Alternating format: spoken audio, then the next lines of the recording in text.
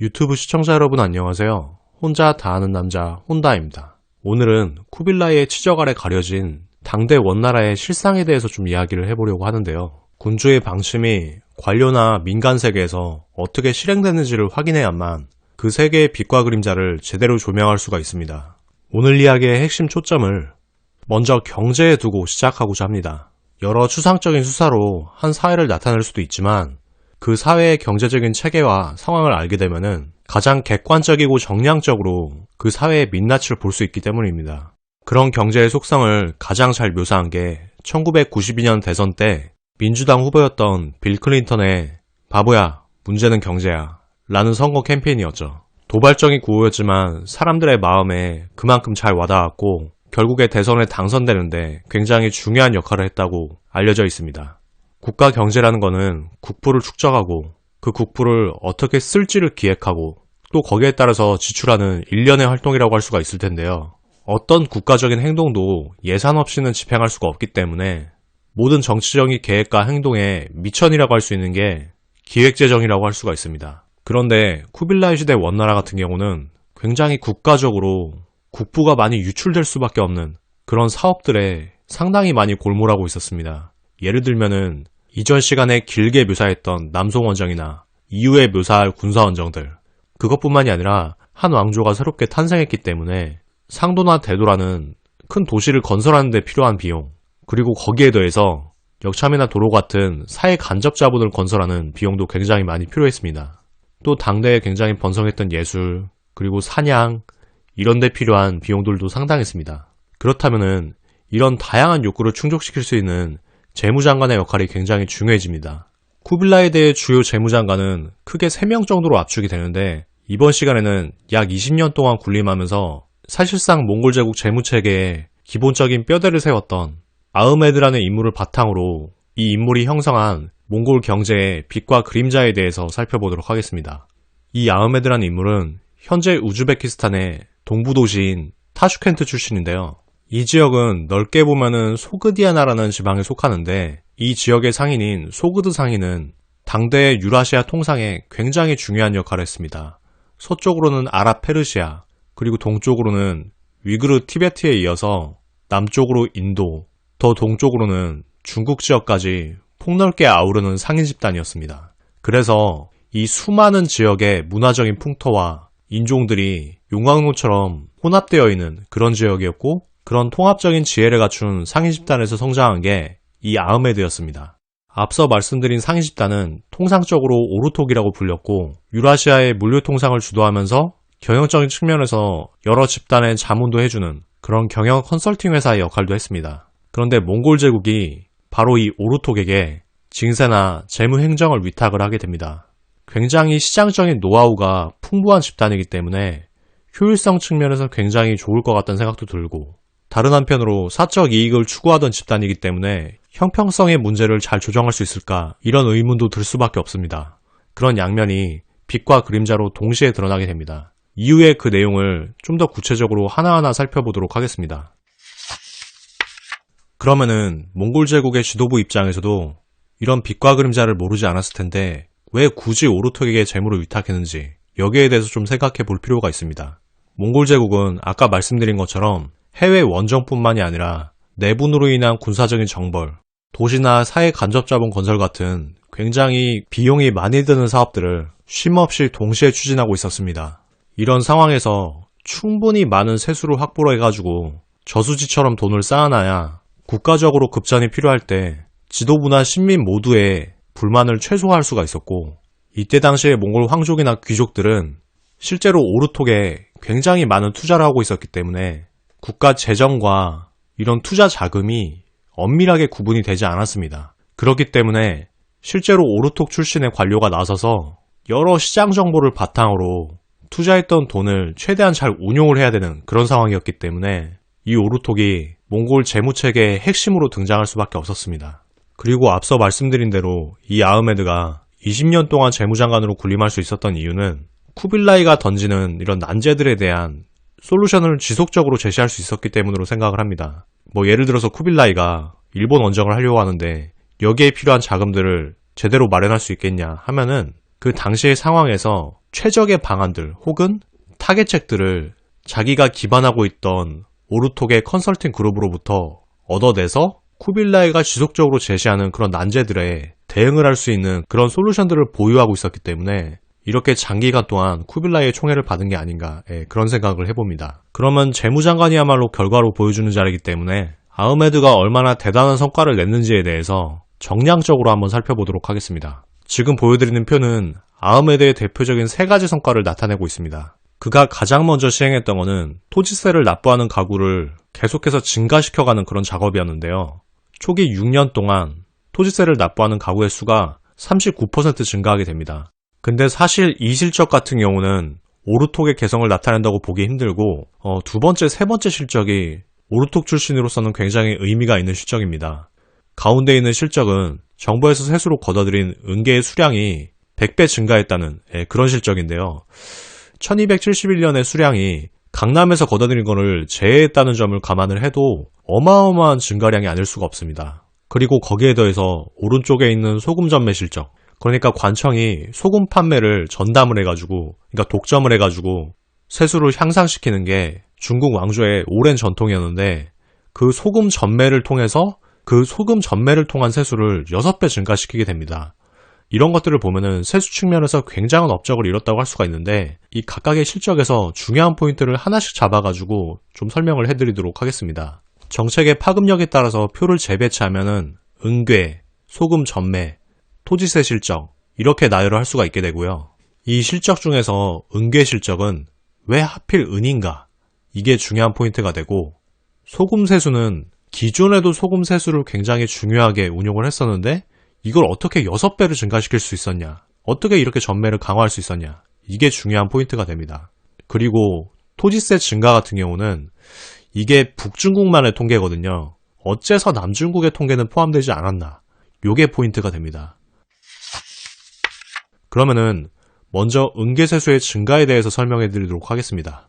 은계세수가 어째서 100배나 증가했는지, 이게 암시하는 바가 무엇인지가 굉장히 중요한 물음이 되는데요. 이 물음에 대한 답은 의외로 간단합니다. 은계를 세수로 하는 거에 대해서 별다른 생각이 없었는데 좀 진중하게 생각하고 여기에 집중하기 시작했다. 이게 답입니다. 몽골이 이렇게 은세수를 증가시키면서 은중심 경제로 차츰 전향하게 된 배경은 당시 세계 거래가 상당 부분 은본위로 전개가 되고 있었다. 이게 중요한 배경이 됩니다.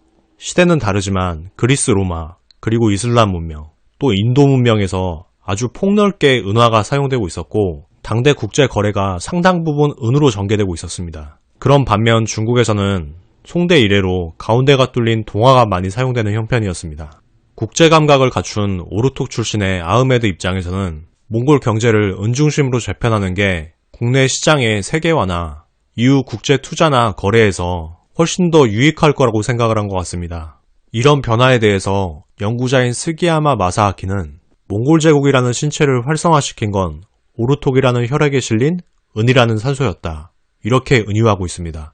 은을 통한 거래나 세수가 굉장히 증가했다는 것을 직접적으로 나타내는 게 은을 세는 대단위가 일반적으로 활용되기 시작했다는 점입니다. 은은 측량통화, 그러니까 저울을 통해서 정량적으로 그 양을 잴으로써 가치를 판단하는 통화인데요. 은 거래량과 세수가 증가하면서 기존의 송대에서 쓰던 4g, 40g 단위에 이어서 4kg 단위인 정이 사용되기 시작했습니다. 사실 이 정 단위는 금에서 사용되다가 어느덧 사용되지 않은 그런 단위인데 금이 유목제국의 성질을 어느 정도 유지하고 중상주의적인 정책을 유지할 때는 많이 사용되던 단위였습니다.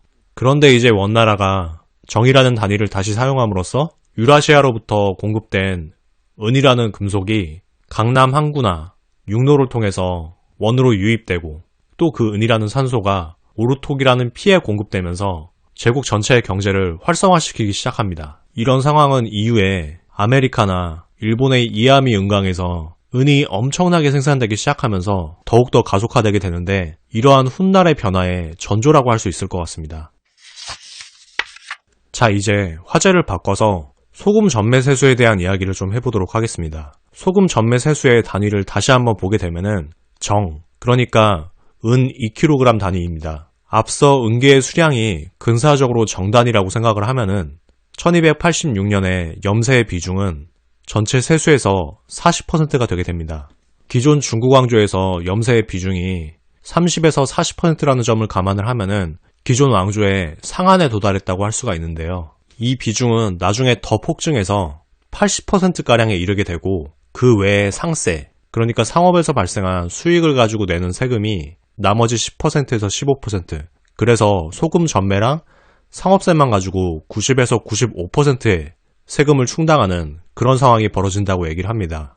원나라의 이런 세금 비중을 살펴보게 되면은 두 가지 중요한 정체성을 알 수가 있습니다. 일단은 중상주의 재정, 그러니까 상업에 기반한 세수 확대라고 할 수가 있고, 또 납세 의무자와 납세자가 일치하지 않는 간접세의 경향이 굉장히 강하다는 것, 이것을 알 수가 있습니다. 어차피 상업세가 간접세이기 때문에 두 이야기가 붙어있는 내용이라고 할 수 있겠네요. 잠시 3000% 빠져가지고 국가 전매 전통에 대해서 좀 얘기를 해보게 되면은 일반적으로 염철주, 그러니까 소금, 철, 술이 국가에서 많이 전매를 하던 품목으로 알려져 있습니다. 일반적으로 중국에서 전매의 효시격으로 많이 알려져 있는 게 염철 전매제죠. 한무제 시기에 흉노 원정으로 국가재정이 고갈이 되니까 그 국가재정을 확충하기 위해서 역시 상위 출신의 관료가 소금과 철을 국가가 전매하자, 이런 걸 제안을 하게 되죠. 사실 이 전매제는 잠깐 생각해봐도 국가가 독점을 하는 체계이기 때문에 여러 가지 논란의 여지가 있게 되고, 이런 논란에 대해서 토론한 내용을 적은 염철론이라는 책도 같이 전해지고 있습니다. 국가 전매제도는 국가가 전매 품목에 대해서 이익을 많이 붙임으로써 큰 수익을 거둬들이는 그런 메커니즘을 가지고 있죠. 그래서 여기에 대한 불만이 생길 수밖에 없습니다. 이런 불만에서 나온 게 사염이라는 행위 또는 집단인데요. 역대 중국 국가에서는 이런 사염이라는 행위를 철저하게 통제하고 적발자를 극형에 처할 수밖에 없었습니다. 국가 재정을 위협하는 존재였기 때문이겠죠. 그래서 원나라에서도 제거사라는 곳에서 이런 불법 행위를 통제하기 시작했습니다. 사염은 자본을 가진 세력이기 때문에 국가가 어지러지게 되면 굉장히 큰 힘을 갖게 되는데요. 이렇게 큰 힘을 갖게 된 사염을 염적이라고 합니다. 염적은 특히 당나라가 멸망하게 되는데 굉장히 주요한 역할을 하게 되는데, 그 유명한 황소의 난의 황소나 당나라를 결정적으로 무너뜨린 주전충 같은 사람들이 대표적인 염적이라고 할 수가 있습니다. 그러면 이제 원나라에서 소금 전매를 통해서 어떻게 국세를 취득했는지에 대해서 좀 이야기를 해보도록 하겠습니다. 먼저 원에서는 상인들이 소금을 팔 수 있게 하는 증서, 그러니까 국가가 운영하는 염장에서 소금으로 교환할 수 있는 그런 증서인 여민을 발행하게 됩니다. 그럼 상인은 이 여민을 사가지고 그 여민을 통해서 염장에서 소금으로 교환한 다음에 그 교환한 소금을 행염지, 그러니까 소금을 팔 수 있는 공시적인 구역에 가가지고 그 소금을 판 다음에 매각대금의 30분의 1, 그러니까 3.3%를 국가에 납부를 하게 됩니다. 이런 식으로 소금 전매를 통해서 상업세로서의 국세가 상인들로부터 납부가 되게 되고요.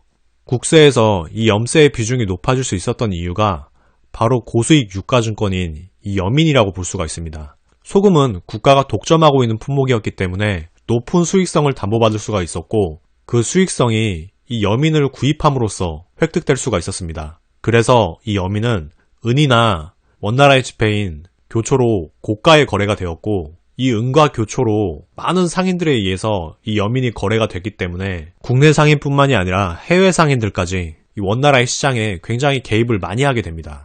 그러면서 시장이 국제화가 되고 시장 내에 거래의 수량이 굉장히 많아지게 되면서 세율은 고정이 돼 있지만 거래의 수와 거래의 절대량의 증가에 의해서 상업세가 굉장히 증대되었다고 분석할 수가 있습니다. 한마디로 소금 전매의 수단인 여민을 통해서 국내에서 고인물처럼 현물로 거래되던 소금이 국제통화인 은으로도 거래되기 시작하고, 이를 통해서 고인물이 강으로, 강에서 바다로 이렇게 확장되는 황금성을 가지게 됩니다. 그러니까 국내 현물인 소금에서 국제통화인 은으로, 은에서 국내 현물인 소금으로 쌍방향의 거래가 자유로워지면서 시장이 활성화가 되게 되는 거죠. 세수를 확대하는 것 이외에 세수를 중앙으로 집중시키기 위한 대책도 있었습니다. 바로 통가스를 철폐함으로써 그게 가능했는데요. 일단은 이 통가스의 철폐가 지방의 세수 증대를 견제하는 데 중요한 효과가 있었습니다. 지방의 관문이나 항구 같은 곳에서 통가스를 받게 되면은 그 통가스가 지방 세수에 부수입이 될 수가 있었고, 이거를 은폐하게 되면은 지방 세력이 남몰래 힘을 키울 수 있는 그런 근거가 될 수도 있었습니다. 물론 상인들이 판매한 지역에서 그 판매 매각 대금의 3.3%를 상업세로 내도록 돼 있긴 했지만 그런 상업세 외에 통과세는 더 이상 거둘 수가 없게 된 겁니다. 그래서 이런 식으로 지방 세력의 성장을 견제할 수 있게 된 게 1차적인 통과세 철폐의 목적이 되었고, 또 통과세를 철폐하게 되면은 통관의 부담이 없어지기 때문에 상대적으로 시장이 굉장히 잘 형성돼 있고 상인 우대 정책이 잘 시행되던 대도 쪽으로 상인들을 유도할 수가 있었습니다. 대도 같은 경우는 성내에 적수담이라는 호수 근처에 관영시장이 굉장히 많이 분포돼 있었는데 통과세를 철폐하게 되면서 이 관영시장으로 몰려드는 상인들이 굉장히 많아지게 되었고, 이를 통해서 상업세 징세가 중앙으로 집중되게 됐습니다. 그리고 이렇게 중앙으로 집중된 상업세를 지방으로 분배하면서 지방 세력을 견제하는 동시에 지방 세력이 중앙에 의존할 수밖에 없도록 만들었습니다. 이런 식으로 지방 세력 견제와 중앙 세수 증대를 동시에 가능하도록 한 게 통과세의 철폐였습니다. 그리고 본격적인 상업세수 확대에 더해서 농업에서도 상업세수를 확대하는 독특한 면모를 보였습니다. 그 대책의 골자는 농업 연장을 생산하고 사용하는 지침을 정부에 귀속시킨다는 건데요. 구리 연장이나 철 연장의 생산 권리를 정부에 귀속시키고 일반에서 생산할 수 없도록 한 다음에 그 연장을 정부로부터 살 때 농업 생산물을 상업세로서 내도록 그렇게 만든 겁니다. 이 대책은 앞서 나왔던 대책들의 일종의 덤이라고 할 수가 있을 것 같습니다. 지금까지는 쿠빌라이 원나라의 경제정책, 재무정책의 빛이라고 할 수 있는 부분에 대해서 살펴봤고, 이후로는 그림자라고 할 수 있는 부분에 대해서 구체적으로 살펴보도록 하겠습니다.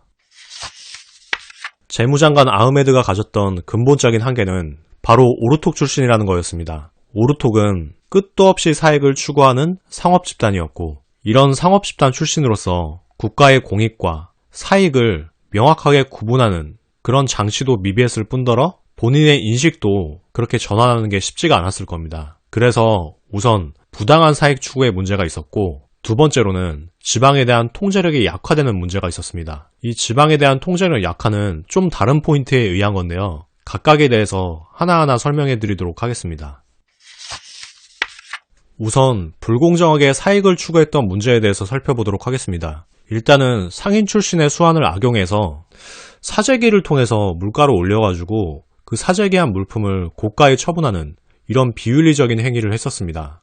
먼저 금이나 은을 사재기를 합니다. 그 다음에 자기가 관에 있기 때문에 지폐 발행을 증대하는 이런 정책을 시행을 해가지고 지폐의 가격을 내리게 됩니다. 그러면은 지폐 대비 물가가 올라가는 인플레이션 현상이 벌어지게 되고, 이런 인플레이션이 벌어졌을 때 원래 사재기에 뒀던 금이나 은을 팔아가지고 막대한 부를 챙기는 이런 불공정한 행위를 벌인 정황이 상당히 많이 드러나고 있고, 이러한 행위로 인해서 1270년대의 몽골 제국 물가가 전반적으로 높아지는 현상이 일어났다고 역사학자들이 분석하고 있습니다. 재무적인 파트에서의 불공정 외에 인사의 문제도 불거지고 있습니다. 친족이나 자기와 친분이 있는 오르투 출신의 인사들을 국가 요직에 앉히는 그런 행동들을 반복적으로 보이게 되는데요. 정치라는 게 어느 정도는 자기 사람으로 하는 거이니만큼 이런 인사의 편향성에서 완전히 자유로울 수는 없다고 생각을 하긴 합니다. 하지만 그럼에도 국가 정책이라는 거는 좋은 결과를 낼 수 있다는 게 검증된 인물 혹은 자격을 갖춘 인물, 이런 인물들에 의해서 추진돼야 되기 때문에 그 개인의 역량과 자격이 무엇보다도 중시돼야 되겠죠. 쿠빌라이에게 아흐메드의 문제에 대해서 지적하는 관료에 대한 기록이 있어서 이걸 상황극으로 잠깐 들려드리도록 하겠습니다.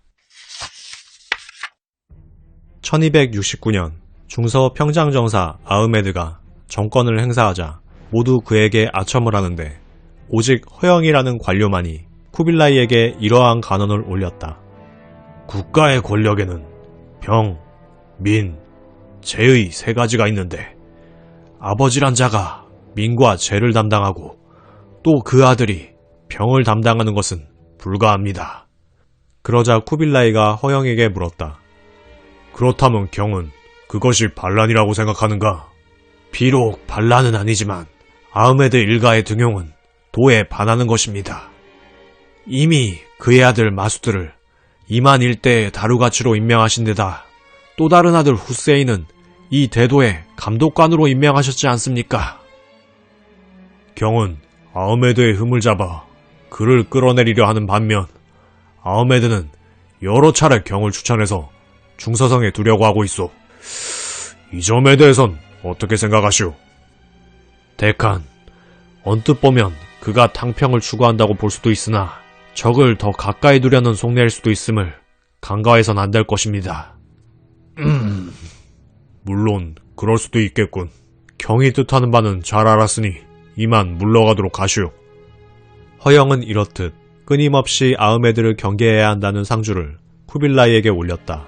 그러나 허영의 뜻은 결국 받아들여지지 않았다. 그리고 한직인 지편 대학사 겸 국자감 제주를 제수받자 이것이 내가 할 일이라며 체념어린 기쁨을 표하다가 머지않아 낙향하였다.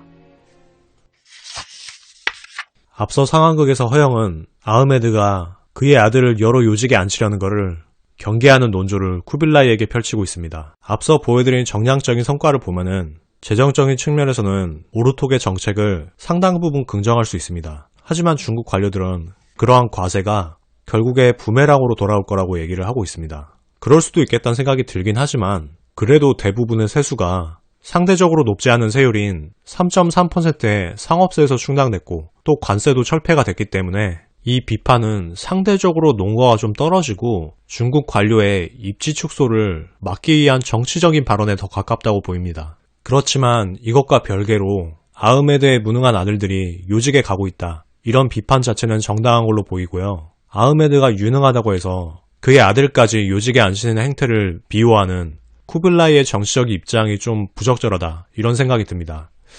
여러 사료를 보면은 쿠빌라이는 좋은 성과를 낸 오르톡 출신의 장관들한테 상당히 관대한 모습들을 많이 보이고 있고 이게 어떻게 보면은 통치자로서의 편향성 내지는 다소의 결함으로 보입니다. 어찌되었든 재무적으로 상당히 유능한 모습을 보이는 오르톡 출신의 사람들은 재무계에서 계속 중용이 되게 되고 반면에 중국 관료들은 국자관 같은 교육기관 이런 한직으로 좀 많이 물러나게 됩니다. 이런 경향은 쿠빌라이의 또래였던 1세대 한족 관료들 예를 들면 사천택, 유병충, 요추 이런 사람들이 1270년대에 병사하면서 더욱더 가속화되게 됩니다. 점차적으로 낙향한 대다수 한족 관료들은 반권력적인 모습을 보이면서 오히려 민중 쪽으로 많이 나아가게 됩니다. 그리고 민족주의적인 색채도 많이 띠게 되고요. 그러면서 그게 반몽골적인 색채로까지 나중에 번지게 됩니다. 아무튼 그러기 이전에 은둔한 한족 관료들은 예술 쪽에 많이 종사를 하게 되고 그러면서 중국식 오페라인 원잡극 이런 극문화가 원나라 시대에 많이 활성화되게 됩니다. 납세 의무를 이행하게 되면은 활동의 자유가 보장됐기 때문에 이론 쪽의 활동이 계속 지속됐다고 할 수가 있고 다른 한편으로 흥미로운 점은 유학 관료들이 실각하게 되면서 오히려 평민을 위한 공교육은 많이 강화되게 됩니다. 그래서 쿠빌라이 치세 때 평민들을 위한 공립학교 2만 개가 설립이 됩니다. 평민들이 평상시에는 여러 가지 노역에 종사를 하지만 그 자식들은 공교육을 통해서 학습을 시켜가지고 좀 더 교육된 민중으로 만드는 게 낫지 않겠나 이런 취지가 담긴 걸로 보이고요. 이때 교육은 경전을 학습하는 게 아니고 자기 생각을 글로써 논술하는 쪽이었고 이런 트렌드는 서구에서 100년이 더 지나야 나타나기 시작하고 또 정부에 의한 공교육이 이렇게 보편화된 거는 무려 500년 이후이니만큼 몽골의 공교육만큼은 상당히 선진적이었다고 할 수가 있습니다. 이제 원나라 정권의 또 다른 그림자인 약한 지방 통제력에 대해서 이야기를 좀 해보도록 하겠습니다. 이 문제는 쿠빌라이가 남송의 반발을 우려해가지고 강남 지방의 독립성을 상당 부분 용인한 데서 비롯됩니다. 버트란트 러셀은 서양 철학사에서 개인주의와 집단주의의 긴장으로 사회를 설명했는데 쿠빌라이는 남송을 비롯한 지방에 대해서 개별성을 상당히 인정하는 방식으로 통치를 진행하게 됩니다. 한마디로 강남의 토착 세력이 토지를 소유하고 또 세금을 걷는 권리를 그대로 인정을 하게 됩니다. 이렇게 되면 사실상 남송에 대한 실질적인 권력을 제대로 행사한 것이라고 보기가 힘들고 지방의 독립권을 인정하는 상당히 소극적인 통치라고 얘기를 할 수도 있습니다. 물론 남부 국경인 운남지방 같은 곳에 둔전을 설치해가지고 그곳은 직하라는 모습을 보이긴 했지만 상당히 제한된 구역에 대한 통치였습니다. 그러면은 이런 통치가 얼마나 성과를 거뒀냐의 문제가 굉장히 중요해지는데 사실 남송의 옛 영토에서 상당한 저항에 부딪히면서 어려움을 겪게 됩니다. 1279년에는 강남 전역에서 7만 군사가 반란을 일으켜서 2년 만에 이걸 진압하면서 다시 한번 사실상 남송을 제압하는 뭐 그런 과정을 거치게 되고 1284년에 광동지방에서 1만 군사의 반란, 그리고 현재 대만과 마주보고 있는 복건지방에서는 수시로 계속해서 소요가 일어나게 됩니다. 그래서 무려 10만의 정벌군을 동원한 그런 사례도 있습니다. 이 복건지방은 청나라 때도 굉장히 힘들게 제압한 그런 지역이니만큼 이 시기의 몽골로서는 남송을 제압하긴 제압했지만 이 지역을 통치하는 데는 굉장한 어려움을 겪었던 게 사실이라고 할 수가 있습니다. 이런 쿠빌라의 어려움이 단적으로 드러나는 게 1289년에 남송의 백성들이 활과 화살을 소유하지 못하도록 금지한 그런 대책을 통해서 엿볼 수가 있습니다. 남송을 정벌한 지 10년이 됐는데도 그 지역을 완전히 장악하지 못했고 유화책에서도 한 발 물러난 걸로 봐서 그의 정책적인 실패를 암시하는 대목으로 보입니다. 여담이지만 도요토미 히데요시가 일본 전국을 통일한 다음에 비슷한 목적으로 무기를 압수했던 칼사냥을 했던 거하고 겹쳐지는 대목이라고 할 수 있을 것 같네요. 이렇게 해서 재정 분야에서 파생된 여러 가지 측면에서 원나라의 빛과 그림자에 대해서 살펴봤는데요. 이제 아흐메드의 시대로 다시 돌아와 보도록 하겠습니다. 권불 10년이라고 했는데 아흐메드는 그 2배인 20년째 돼서 권력의 종말을 맛보게 됩니다. 1262년부터 시작됐으니까 1282년에 권력의 종말을 맛보게 되는 거죠. 아흐메드를 축출한 쪽은 한족 관료층이었고 그 대표가 쿠빌라이의 황태자인 칭킴이었습니다. 칭킴의 세력은 쿠빌라이가 상도로 간 1282년에 아흐마드를 암살하게 됩니다. 이때 아흐마드가 쿠빌라이의 보석을 훔쳤다는 그런 혐의를 쓰고 암살이 되게 되는데 일반적으로는 한족 관료들의 모략에 의해서 사망한 것으로 많이 묘사되고 있습니다. 쿠빌라이는 한족 관료들의 저항이 만만치 않다는 걸 알고 그들의 말에 따라서 결국에 아흐마드의 일가를 처형하고 재산몰수까지 병행하게 됩니다. 그런데 그럼에도 불구하고 이후에도 재정 방면에서는 오르톡 출신의 관료에 계속해서 기대게 됩니다. 권력이라는 게 큰 변화 없이 계속 대체되기만 하는 걸 보면은 참 세상사가 무상하다는 생각이 들기도 하네요. 끝으로 원나라의 민간 세계에 대한 괴담을 하나 짚으면서 이 방송을 마치려고 합니다. 일명 초야권이라고 하는 건데 이거는 중국의 사학자 실리지엔이라는 사람이 티베트 불교를 믿는 몽골 군인들이 한족 마을을 감시하면서 감시하는 것만으로도 모자라서 한족들이 결혼할 때 그 결혼하는 여인의 첫날 밤을 빼앗았다. 이런 내용의 괴담입니다. 실제로 티베트 불교는 감각적인 욕망을 상당히 긍정하는 불교고요. 그래서 그림에 보시는 것처럼 성기에 대한 상징이 굉장히 많이 있고 실제로 초야권이라는 게 티베트 불교에 존재하는 것만은 사실입니다. 실제로 초야권이라는 게 존재를 하고 또 원나라에서 티베트 불교가 상당히 성행을 했던 건 사실이기 때문에 일부 집단에 의해서 초야권 행사가 존재했으리라는 것은 합리적인 의심인 것 같습니다. 그렇지만 대대적으로 정권 자체에서 주도하는 초야권 행사는 사실상 없었을 거라는 게 제 입장입니다.